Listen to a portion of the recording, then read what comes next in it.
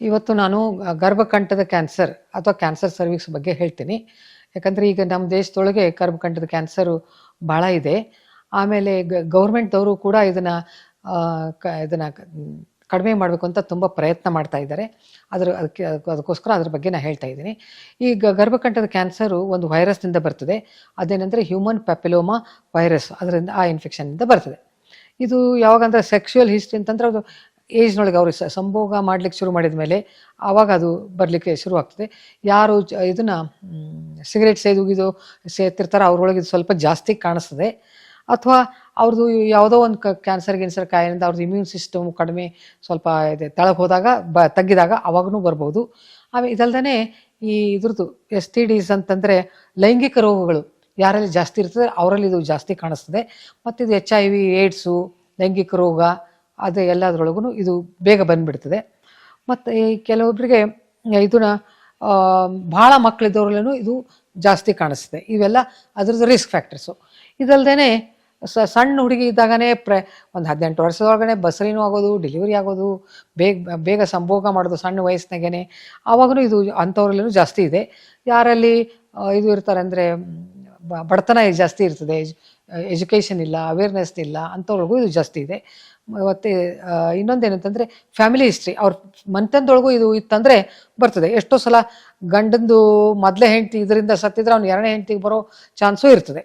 ಇದು ಈ ಚಿತ್ರದೊಳಗೆ ನೀವು ನೋಡ್ತೀರಿ. ಇದು ಮೊದಲೇದು ನಾರ್ಮಲ್ ಸರ್ವಿಕ್ಸ್, ಅದು ಅಂದರೆ ಗರ್ಭಕಂಠ. ಅದು ಇನ್ಫೆಕ್ಷನ್ ಆಗ್ತದೆ. ಇನ್ಫೆಕ್ಷನ್ ಆದ ಕೂಡ ಈ HIV ಬಂದು ಇನ್ಫೆಕ್ಷನ್ ಇದೆ ಅಂದ ತಕ್ಷಣವೇ ಅವ್ರಿಗೆ ಕ್ಯಾನ್ಸರ್ ಅಂತ ಏನು ಬರೋದಿಲ್ಲ. ಅದು ಎಷ್ಟೋ ಸಲ ಸಂಭೋಗ ಮಾಡಿದಾಗ ಅದು ಬಂದಿರ್ಬೋದು, ಆದರೆ ತಾನೇ ಕಡಿಮೆ ಹಾಕೋತಾ ಹೋಗಿಬಿಡ್ತದೆ. ಆಮೇಲೆ ಅದು ಕೆಲವೊಬ್ಬರೊಳಗೆ ಅದು ಪ್ರೋಗ್ರೆಸ್ ಆಗ್ತಾ ಹೋಗ್ತದೆ. ಹೀಗೆ ಪ್ರೋಗ್ರೆಷನ್ ಆಗಿ ಅದು ಇನ್ವೇಡ್ ಆಗಿ ಮುಂದೆ ಅದು ಕ್ಯಾನ್ಸರ್ ಸರ್ವಿಸ್ ಆಗ್ತದೆ. ಇದಕ್ಕೆಲ್ಲ ಒಂದು 6ರಿಂದ 30 ವರ್ಷ 13 ವರ್ಷ ತನಕ ಬರ್ಬೋದು. ಕೆಲವು ಸಲ 20 ವರ್ಷದ ತನಕನೂ ಅದು ಇರ್ತದೆ, ಆಮೇಲೆ ಬರ್ತದೆ. ಅದಕ್ಕೆ ಬೇಕಾದಷ್ಟು ಟೈಮ್ ಇದೆ ನಾವು ಇದನ್ನು ಕಡಿಮೆ ಮಾಡ್ಕೋಬೇಕು ಅಂತನ್ಲಿಕ್ಕೆ. ಈ ಚಿತ್ರದೊಳಗೆ ನೀವು ಕ್ಯಾನ್ಸರ್ ಗರ್ಭಕಂಠದ ಎಡಿ ಹುಣ್ಣು ಅಂದರೆ ಕ್ಯಾನ್ಸರು ಅದು ಬಂದಾಗ ಹೇಗೆ ಕಾಣಿಸ್ತದೆ ಅಂತ ಈ ಚಿತ್ರದಾಗ ನೀವು ನೋಡ್ಕೋಬೋದು. ಅದೆಲ್ಲ ಹುಣ್ಣಾಗಿದೆ, ಅಲ್ಲೆಲ್ಲೇ ರಕ್ತದ್ದು ಕಲೆ ಇದೆ. ಒಂಚೂರು ಕೈಯಿಂದ ಮುಟ್ಟಿದ್ರೆ ಸಾಕು ರಕ್ತಸ್ರಾವ ಆಗ್ಲಿಕ್ಕೆ ಶುರು ಮಾಡಿಬಿಡ್ತದೆ. ಇದೇ ಅದರದ್ದು ಪಿಕ್ಚರು. ಈಗ ಅದಕ್ಕೆ A stitch in time saves 9 ಇದೊಂದು ಗಾದೆ ಮಾತಿದೆ ಆಂಗ್ಲ ಭಾಷೆ ಒಳಗೆ. ಏನಂದ್ರೆ ನೀವು ಕರೆಕ್ಟ್ ಟೈಮ್ನಾಗ ಒಂದು ನೀವು ಹೊಲಿಗೆ ಹಾಕಿಬಿಟ್ರೆ, ಏನೋ ಒಂದು ಹರಿದಿತ್ತು, ಕರೆಕ್ಟ್ ಟೈಮ್ನಾಗ ನೀವು ಹೊಲಿಗೆ ಹಾಕಿಬಿಟ್ರೆ ಅದು ಗಟ್ಟಿಯಾಗಿ ಕೂತ್ಬಿಡ್ತದೆ. ಅದು ಇನ್ನಷ್ಟು ಹರಿದು ಆಗೋ ತನಕ ನೀವು ಭಾಳ ಹೊಲಿಗೆ ಹಾಕಿದರೆ ಅದು ಉಳಿಯೋದಿಲ್ಲ ಅಂತ ಒಂದಿದೆ. ಅದಕ್ಕೆ ನಾವು ಯಾವಾಗ ಅದನ್ನು ಕಂಡು ಹಿಡಿಬೇಕು, ಬೇಗ ಕಂಡು ಹಿಡಿದು ಬೇಗ ಚಿಕಿತ್ಸೆ ಕೊಟ್ಟು ಅಥವಾ ಬರ್ದಂಗೆ ನೋಡ್ಕೊಂಡು ಬಿಟ್ರೆ ಮುಂದದು ಬರೋದಿಲ್ಲ ಅಂತ ಅರ್ಥ. ಈ ಚಿತ್ರದೊಳಗೆ ನೀವು ಪ್ಯಾಪ್ಸ್ಮೇರ್ ಅಂತ ನೋಡ್ತೀವಿ. ಇದೇನಂತಂದರೆ ನಾವು ಹೆಣ್ಮಕ್ಳಿಗೆ 21 ವರ್ಷ ಆದಮೇಲೆ ಪ್ರತಿ 3 ವರ್ಷಕ್ಕೆ ಒಂದು ಪ್ಯಾಪ್ಸ್ಮೇರ್ ಅಂತ ಒಂದು ಗರ್ಭಕಂಠದ ಎಡಿ ಇದರೊಳಗೆ ಒಂದು ಸಣ್ಣ ಬ್ರಷ್ ತೊಗೊಂಡು ಹಿಂಗೆ ಒಂದ್ಸಲ ತಿರುಗಿ ಅದನ್ನು ಸ್ಮೇರ್ ಥರ ಒಂದು ಗ್ಲಾಸ್ ಸ್ಲೈಡ್ ಮೇಲೆ ಅದನ್ನು ಹಾಕಿ ಅದ್ರೊಳಗೆ ಅದು ಬಣ್ಣ ಗಿಣ್ಣ ಹಾಕಿ ಅದು ಇದೇನು ಅಂತ ಎಲ್ಲ ಅದೇನಾದ್ರು ಚೇಂಜಸ್ ಆಗಿದೆ ನಮ್ಮದು ಸೆಲ್ಸು ಜೀವಕೋಶದೊಳಗೆ ಏನೇನು ಅದಕ್ಕೆ ಚೇಂಜಸ್ ಆಗಿದೆ ಅದು ನೋಡ್ಬೋದು. ಅಂದರೆ ಅವರಿಗೆ ಯಾರಿಗೆ HIV ಇದು HPV ಇನ್ಫೆಕ್ಷನ್ ಆಗಿರ್ತದೆ ಅದರೊಳಗೆ ಆ ಚೇಂಜಸ್ ಆದದ್ದು ಅದ್ರೊಳಗೆ ಕಾಣಿಸ್ತದೆ. ಅದಾದ್ಮೇಲೆ ಅದು ಚೇಂಜಸ್ ಆದದ್ದು ಕಾಣಿಸ್ತದೆ. ಆಮೇಲೆ ಅವ್ರು ಕ್ಯಾನ್ಸರ್ ಆದದ್ದು ಸೆಲ್ಸು ಕಾಣಿಸ್ತದೆ. ಅದನ್ನು ನೋಡ್ಲಿಕ್ಕೆ ಇದೊಂದು ಪದ್ಧತಿ. ಪ್ರತಿ 3 ವರ್ಷಕ್ಕೊಂದ್ಸಲ ಇದನ್ನು ನಾವು ಮಾಡ್ತೀವಿ. ಇದು ನೆಕ್ಸ್ಟ್ ಇನ್ನೊಂದೇನಂತಂದರೆ, ಈಗ ನೀವು ಅದನ್ನು ಚೆನ್ನಾಗಿ ಕಾಣಿಸ್ಲಿಕ್ಕೆ ಕಾಲ್ಪೋಸ್ಕೋಪ್ ಅಂತ ಒಂದಿದೆ. ಆ ಕಾಲ್ಪೋಸ್ಕೋಪ್ ಅದರೊಳಗೆ ಏನಾಗ್ತದೆ, ನೀವು ಸರ್ವಿಕ್ಸ್ ಅದನ್ನು ಆ ಚಿತ್ರನ ಹಿಗ್ಗಿಸಿ ಅದು ನಮಗೆ 10 ಟೈಮು 8 ಟೈಮು ಹಿಂಗೆ ಹಿಗ್ಗಿಸಿ ಕಾಣಿಸ್ತದೆ. ಅದ್ರೊಳಗೆ ಇದು ಈ ಥರ ಕಾಣಿಸ್ತದೆ. ಅಂದರೆ ಕ್ಯಾನ್ಸರ್ ಬರೋಕ್ಕಿಂತ ಬಂದ ಮೇಲೆ ಅದು ಹುಣ್ಣಾಗಿರ್ತದೆ. ಅದಕ್ಕೂ ಮುಂಚೆನೇ ನೀವೇನು ಮಾಡ್ಬೋದು ಅಂದರೆ ಅಸ್ಟಿಕ್ ಆ್ಯಸಿಡ್ ಅಂತ ಒಂದು ಲೋಷನ್ ಗರ್ಭಕಂಠಕ್ಕೆ ಹಚ್ಚಿದ ಮೇಲೆ ಅದು ಬೆಳ್ಳಗೆ ಕಾಣಿಸ್ತದೆ. ಈ ಚಿತ್ರದಾಗ ನೀವು ನೋಡ್ತದೆ ಅದು ಬೆಳ್ಳಗೆ ಅಂಥದ್ದು ನಮ್ಗೆ ಕಾಣಿಸ್ಬಿಡ್ತದೆ. ಆವಾಗ ನೀವು ಬಯಾಪ್ಸಿ ತೊಗೋಬೋದು. ಆ ಏರಿಯಾದಿಂದ ಒಂದು ಸಣ್ಣ ತುಣುಕು ತಕ್ಕೊಂಡು ಅಲ್ಲಾಗಿದೇನು ಅಂತ ನಾವು ನೋಡ್ಕೋಬೋದು. ಆಮೇಲೆ ಇದು ಬೆಳೆದ್ಮೇಲೆ ಸ್ಟೇಜ್ 1, 2, 3, 4 ಅಂತ ನಾವು ಅದನ್ನು ವಿಂಗಡಿಸ್ಬೋದು. ಸೊ ಸ್ಟೇಜ್ 1 ಅಂದರೆ ಅದು ಗರ್ಭಕಂಠಕ್ಕೆ ಮಾತ್ರ ಸೀಮಿತ ಆಗಿರ್ತದೆ. 2 ಅಂದರೆ ಅದು ಅಕ್ಕಪಕ್ಕ ಬೆಳೀತದೆ, ಮೇಲೆ ಸ್ವಲ್ಪ ಕೆಳಗೆ ಹೋಗ್ಬೋದು. 3 ಅಂದರೆ ಅದು ಕೆಳಗದೆಲ್ಲ ಬೆಳೆದಿರ್ತದೆ. 4 ಅಂದರೆ ಇಡೀ ದೇಹಕ್ಕೆಲ್ಲ ಹಬ್ಬಿರ್ತದೆ. ಇದು 4 ಅದರದ ಹಂತಗಳು. ಅದೇ ಗರ್ಭಕಂಠದ್ದು ಇದನ್ನು ಈಗ ಕಾಲ್ಪೋಸ್ಕೋಪ್ ಹೇಗೆ ಕಾಣಿಸ್ತದೆ ಅಂತ ನಾರ್ಮಲ್ ಇದ್ದಾಗ ಹೇಗೆ ಕಾಣಿಸ್ತದೆ ಇದು ಚಿತ್ರ ಇದೆ. ಈಗ ಅವ್ರಿಗೆ ಹೇಗೆ ಅದು ಏನು ಅವ್ರಿಗೆ ಲಕ್ಷಣ ಏನು ಗುಣಲಕ್ಷಣ ಇದ್ರದ್ದು ಕಾಯಿಲೆದು ಅಂತಂದರೆ, ಮೊದಲೇದು ಕೆಲವೊಬ್ಬರಿಗೆ ಬಿಳಿ ಮುಟ್ಟು ಹೋಗ್ಲಿಕ್ಕೆ ಶುರುವಾಗ್ಬಿಡ್ತದೆ. ಆಮೇಲೆ ಅಯ್ಯೋ ಅದೇನು ಬೆಳೆ ಬಿಟ್ಟು ಎಲ್ಲರಿಗೂ ಬರ್ತದೆ ಬಂದಿರ್ತದೆ ಅಂತ ಅವ್ರು ತಿಳ್ಕೊಬಾರ್ದು, ಅವ್ರು ಬಂದು ತೋರಿಸ್ಬೋದು. ಅಥವಾ ಸಂಭೋಗ ಮಾಡಿದ ಮೇಲೆ ಅವ್ರಿಗೆ ಬೆಳೆ ಮುಟ್ಟೋದು, ಇದು ರಕ್ತ ಆಗ್ಬೋದು ಅಥವಾ ಬೆಳೆ ಮುಟ್ಟು ಜಾಸ್ತಿ ಹೋಗ್ಬೋದು. ಆಮೇಲೆ ಇದಕ್ಕೊಂಥರ ಡಿಸ್ಚಾರ್ಜ್, ವೈಜಾನಲ್ ಡಿಸ್ಚಾರ್ಜ್ ಒಂಥರ ವಾಸನೆ ಬರ್ಲಿಕ್ಕೆ ಶುರು ಮಾಡ್ತದೆ. ಆಮೇಲೆ ಸಂಭೋಗ ಮಾಡಿದಾಗ ಅವ್ರಿಗೆ ನೋವು ಆಗ್ಲಿಕ್ಕೆ ಶುರು ಆಗ್ಬೋದು, ಅಥವಾ ಲೇಟ್ ಆದಂಗೆ ಬೆನ್ನೋವು ಎಲ್ಲ ಬರ್ಬೋದು. ಆಮೇಲೆ ಜಾಸ್ತಿ ಬೆಳೆದಂಗೆ ಅವ್ರಿಗೆ ತೂಕನೂ ಕಡಿಮೆ ಆಗ್ತದೆ, ಕಾಲ್ಬಾವು ಬರ್ತದೆ, ಮೂತ್ರ ಸೋರ್ತದೆ, ಅದೆಲ್ಲ ಆಮೇಲೆ ಸ್ಟೇಜ್ನಾಗೆ. ಸೊ ಮೊದಲು ಏನೇನೂ ಸಿಂಪ್ಟಮ್ಸ್ ಇಲ್ಲದೆ ಇರ್ಬೋದು, ಅವ್ರಿಗೂ ಇರ್ಬೋದು, ಅದಕ್ಕೆ ಅವ್ರು ಬಂದು ತೋರಿಸ್ಕೋಬೇಕು. ನಂತರ ಬರೋದು ವೈಟ್ ಡಿಸ್ಚಾರ್ಜು. ಅದಾದಮೇಲೆ ಬೆನ್ನೋವು, ಆಮೇಲೆ ಅದು ಬೆಳೆದಂಗೆ ಬೇರೆ ಬೇರೆ ಸಿಂಪ್ಟಮ್ಸು ಕಾಣಿಸ್ಲಿಕ್ಕೆ ಶುರುವಾಗ್ತದೆ. ಸೊ ಅದಕ್ಕೆ ರೆಡ್ ಫ್ಲ್ಯಾಗ್ಸ್ ಅಂತಂದು ಅಂದರೆ ನೀವು ಎಚ್ಚರಿಕೆ ಗಂಟೆಗಳು ಅಂತ ನಾವು ಹೇಳ್ಬೋದು. ಸಿಂಪ್ಟಮ್ಯಾಟಿಕ್, ಅವ್ರಿಗೇನೂ ಇರೋದಿಲ್ಲ, ಆರಾಮಾಗಿರ್ತಾರೆ. ನಮ್ಮ ಕಡೆ ಪ್ಯಾಪ್ಸ್ಮಿಯರ್ ಬಂದಮೇಲೆ ನಮಗೆ ಕಾಣಿಸ್ಬಿಡ್ತದೆ. ಅಥವಾ ಅಬ್ನಾರ್ಮಲ್ ವೆಜೈನಲ್ ಡಿಸ್ಚಾರ್ಜು, ಏನಂದರೆ ಬೆಳೆ ಮುಟ್ಟು ಹೋಗೋದು, ವಾಸನೆ ಬರೋದು, ಆಮೇಲೆ ಜಾಸ್ತಿ ಹೋಗೋದು, ಇವೆಲ್ಲ. ಆಮೇಲೆ ಸಂಬಂಧ ಮಾಡಿದಾಗ ನೋವು ಹೋಗೋದು, ಆಮೇಲೆ ಕೆಳಗಡೆ ಹೊಟ್ಟೆ ನೋವು, ಬೆನ್ನು ನೋವು ಬರೋದು ಶುರು ಮಾಡೋದು. ಆಮೇಲೆ ತಿಂಗಳ ಮುಟ್ಟು ಬರ್ತಿರ್ತದೆ, ಮಧ್ಯ ಬ್ಲೀಡಿಂಗ್ ಆಗ್ಲಿಕ್ಕೆ ಶುರುವಾಗ್ತದೆ. ಇದೆಲ್ಲ ಅದು ಲಕ್ಷಣಗಳು. ಆಮೇಲೆ ಇದನ್ನೇ ಸಂಬಂಧ ಮಾಡಿದ್ಮೇಲೆ ಇದಾಗಿ ಹೇಳಿದೆ ನಾನು, ಅವ್ರಿಗೆ ಬ್ಲೀಡಿಂಗ್ ಆಗ್ಬೋದು ಅಂತ. ತೀರಾ ಲೇಟ್ ಆದಾಗ ಅವ್ರಿಗೆ ದೊಡ್ಡ ಕರಳು ಅಥವಾ ಇದು ಬ್ಲ್ಯಾಡರು, ಮೂತ್ರಕೋಶ ಇವೆಲ್ಲ ಹಿಡಿದು ಆಮೇಲೆ ಸೋರೋದು, ಅದ್ರದ್ದು ಇನ್ಫೆಕ್ಷನ್ ಆಗೋದು, ಅದೆಲ್ಲ ತುಂಬ ಲೇಟು. ತುಂಬ ಬೆನ್ನೋವು, ಕೊನೆಗೆ ಮೂಳೆ ಒಳಗೂ ನೋವು ಬರೋದು, ಮೂತ್ರದಾಗ ರಕ್ತ ಹೋಗೋದು. ಆಮೇಲೆ ಈಗ ಇದ್ರೊಳಗೂ ಬರ್ಬೋದು, ಏನು ಲಂಗ್ಸ್ ಪುಪ್ಪುಸ್ನ ಒಳಗೂ ಬರ್ಬೋದು. ಈ ಥರದ್ದು ತೀರಾ ಲೇಟ್ ಆದಾಗ ಅದಕ್ಕೆ ಟ್ರೀಟ್ಮೆಂಟ್ ಏನಪ್ಪ, ಒಂದು ಸರ್ಜರಿ ಇದೆ ಒಂದನೇದ್ದು. ಆಮೇಲೆ ಇದನ್ನು ರೇಡಿಯೇಷನ್ ಥೆರಪಿ ಅಂತಿದೆ, ಇವು ಮೇನು 2.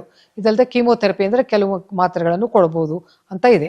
ಥರ ಬರಬಾರ್ದು, ಈ ಕಾಯಿಲೆ ಬರಬಾರ್ದು ಅಂತ ಅನ್ಲಿಕ್ಕೆ ಈಗ ನಮ್ಮ ಗೌರ್ಮೆಂಟ್ದವರು ವ್ಯಾಕ್ಸಿನೇಷನ್ ಕೊಡಬೇಕು ಅಂತ ಮಾಡಿದ್ದಾರೆ.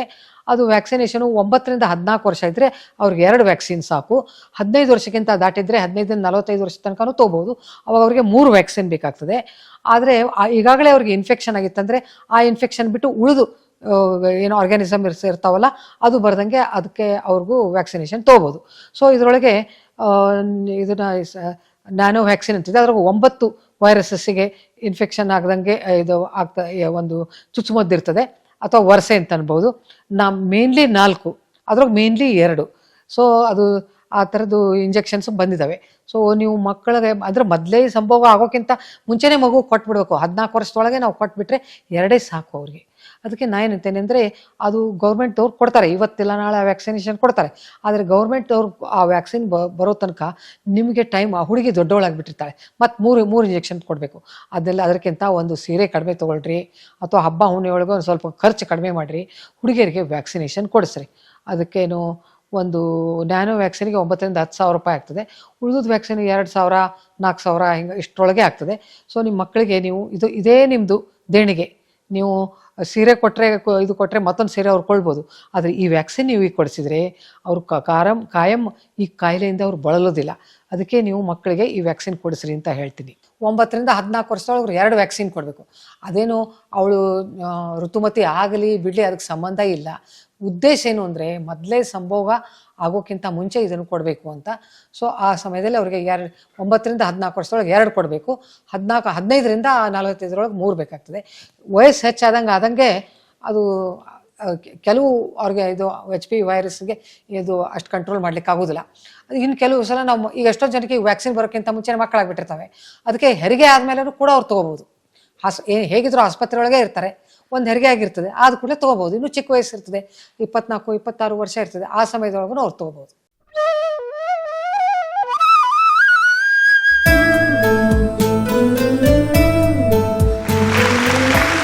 ಪ್ರತಿ ವರ್ಷವೂ ಪ್ರತಿ ಮನೆಯಲ್ಲೂ ಜನ್ಮದಿನ, ವಿವಾಹ ವಾರ್ಷಿಕೋತ್ಸವಗಳ ಸಂಭ್ರಮವಿರುತ್ತದೆ. ಹಿರಿಯರ ಸ್ಮರಣೆಯ ಸಂದರ್ಭಗಳೂ ಇರುತ್ತವೆ. ಇವುಗಳನ್ನು ಬೇರೆಯವರ ಬದುಕಿಗೆ ನೆರವಾಗುವ ಹಾಗೆ ಸಾರ್ಥಕಪಡಿಸಿಕೊಳ್ಳಲು ಲಕ್ಷ್ಮೀಶಾ ಫೌಂಡೇಶನ್ ಅವಕಾಶ ಕಲ್ಪಿಸಿದೆ. ಕ್ಯಾನ್ಸರ್ ಕೇರ್ ಗಿವರ್ಸ್ ಕೇರ್ ಸಂಸ್ಥೆ ಲಕ್ಷ್ಮೀಶಾ ಫೌಂಡೇಶನ್ ಕ್ಯಾನ್ಸರ್ ಕಾಯಿಲೆಯಿಂದ ಬಳಲುತ್ತಿರುವವರ ಮಕ್ಕಳ ಭವಿಷ್ಯ ಕಮರಿ ಹೋಗಬಾರದು ಎನ್ನುವ ಕಾರಣಕ್ಕಾಗಿಯೇ ಇಂತಹ ಮಕ್ಕಳ ಶಿಕ್ಷಣಕ್ಕೆ ನೆರವಾಗುವುದಕ್ಕೆ ದೊಡ್ಡ ಮಟ್ಟದಲ್ಲಿ ಶ್ರಮಿಸುತ್ತಿದೆ. ಲಕ್ಷ್ಮೀಶ ಫೌಂಡೇಶನ್ ಬದಲಾಗುತ್ತಿರುವ ಅಗತ್ಯಗಳಿಗೆ ತಕ್ಕ ಹಾಗೆ ತನ್ನ ಕಾರ್ಯವ್ಯಾಪ್ತಿಯನ್ನು ಹಿಗ್ಗಿಸಿಕೊಂಡಿದೆ. ಮಕ್ಕಳ ಭವಿಷ್ಯ ರೂಪಿಸುವ, ಅವರ ಕನಸು ಅರಳಿಸುವ ಸದುದ್ದೇಶದಲ್ಲಿ ನಿಮ್ಮ ಪಾಲ್ಗೊಳ್ಳುವಿಕೆಯೂ ಇರಲಿ. ಇವತ್ತು ನೂರಾರು ಮಹಿಳೆಯರಿಗೆ ಮತ್ತು ಪುರುಷರಿಗೂ ಆದರ್ಶವಾಗಿದ್ದಾರೆ. ಕ್ಯಾನ್ಸರ್ ಈ ರೋಗದ ವಿರುದ್ಧ ಹೋರಾಡ್ತಾ ಇರುವಂತಹದ್ದು ಅನುಕರಣೀಯ. ಲಕ್ಷ್ಮೀಶ ಫೌಂಡೇಶನ್ ಎಲ್ಲರ ನೆರವಿನೊಂದಿಗೆ ನಿರಂತರವಾಗಿ ಈ ಮಹತ್ ಕಾರ್ಯ ನಡೆಸುತ್ತಿದೆ. ಯಾವುದೇ ರೀತಿ ಸಹಾಯ ಆದರೂ ನಿಸ್ಸಂಕೋಚವಾಗಿ ಕೇಳಿ, ನಾನು ಇದೀನಿ ಜೊತೆಗೆ. ನೀವು ನಮ್ಮೊಂದಿಗೆ ಕೈ ಜೋಡಿಸಿ. ಲಕ್ಷ್ಮೀಶ ಫೌಂಡೇಶನ್ ಇಂದ ನಮಗೆ ತುಂಬಾ ಹೆಲ್ಪ್ ಆಗಿದೆ. ಎಜುಕೇಶನಲ್ ಸಪೋರ್ಟ್ ಮಾಡುತ್ತಿದ್ದಾರೆ. ಧನ್ಯವಾದಗಳು. ತುಂಬಾ ಸಹಾಯ ಮಾಡ್ತಾ ಇದ್ದಾರೆ. ಹೆಚ್ಚಿನ ಮಾಹಿತಿಗೆ ನಮ್ಮ ವೆಬ್ಸೈಟ್ ವಿಳಾಸ www.lakshmishafoundation.org. ನೆರವು ನೀಡುವವರು ಈ QR ಕೋಡ್ ಬಳಸಿಯೂ ನೀಡಬಹುದು ಅಥವಾ ಬ್ಯಾಂಕ್ ವಿವರವೂ ಇಲ್ಲಿದೆ.